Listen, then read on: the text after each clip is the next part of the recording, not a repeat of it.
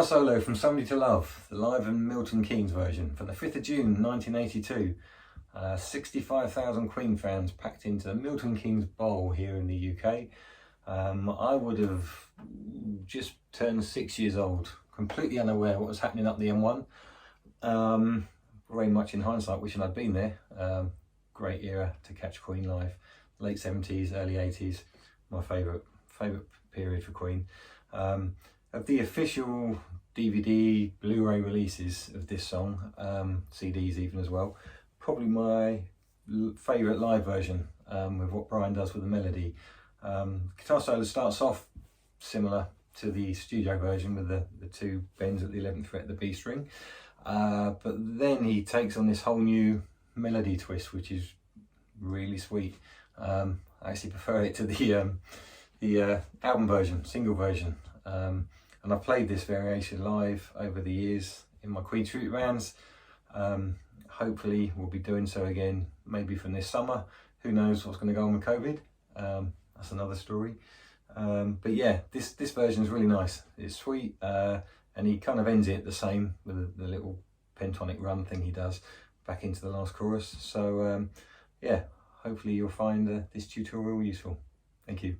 Okay, the lead into the guitar solo starts with this E flat chord played at the 6th fret. So you're 6, and then your next 3 strings on the 8th fret, and you're kind of hitting it on the beat.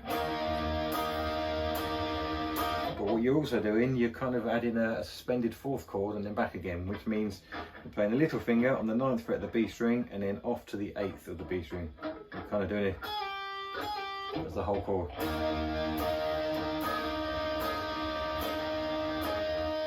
You do that 4 times and then we're into the solo. The solo starts the same as the studio version, so we're on the B string, 11th fret up here, and then we're bending up a whole tone twice, well, picking it twice. And we're down 9th, 11th, 9th, then we're down to the 10th fret of the G string. So that's.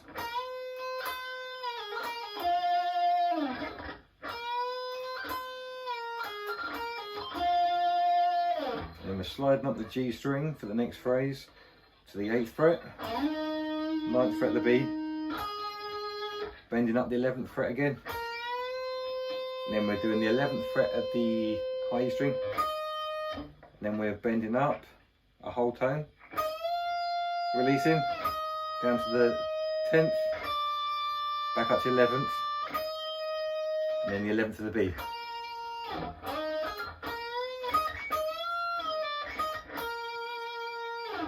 And then we do this really quick chromatic phrase on the 11th, 12th and 13th of the B string up to the 11th on the E string. It's kind of like to get to the first beat of the next bar. So we go.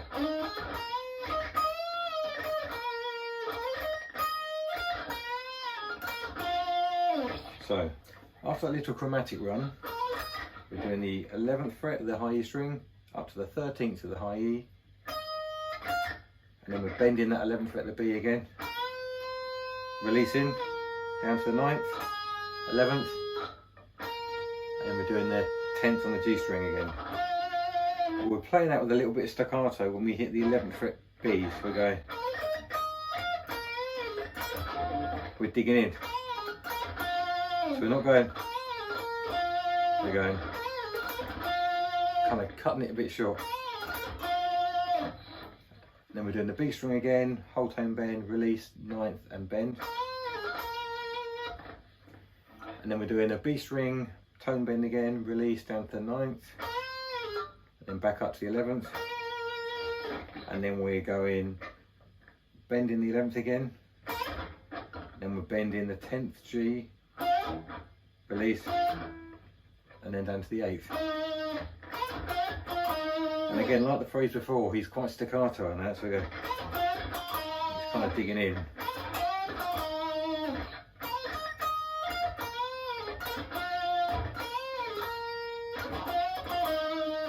Okay, and then we're on to this sort of start of the final section, higher up on the neck.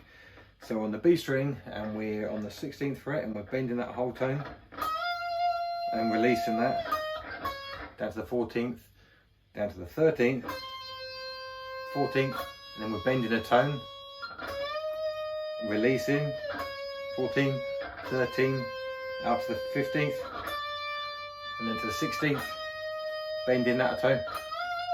So it's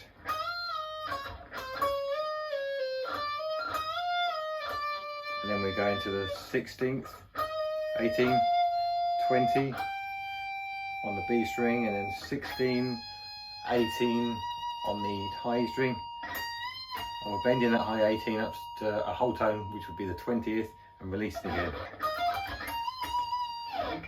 Okay, so that little phrase all together is slowly.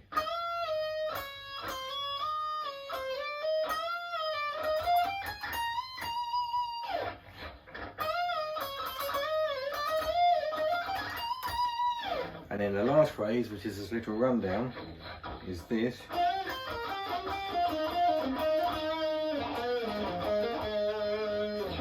And then what we're doing there, we're on the G string, 10th fret, and we're bending up. Classic sort of little, the sort of blues rock and roll position, pentonic. So we're bending that up, and then we jump into the 8th fret of the high E string, down to the 11th of the B, and then we got the B string 8th fret, and then we're kind of bending that 10th fret a half tone, and then up to this note again. So we're going, and then we're going back down on that bend on the 10th and the G, and then we're picking that again, 10 to 8, and then we're doing a little pull off down to the 10th fret of the D string, and then we're doing 8 on the G string, hammering on to the 10th, the G, and back to the 8th.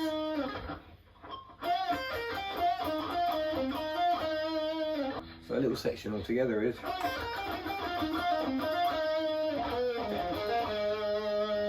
Then we're back into the last chorus.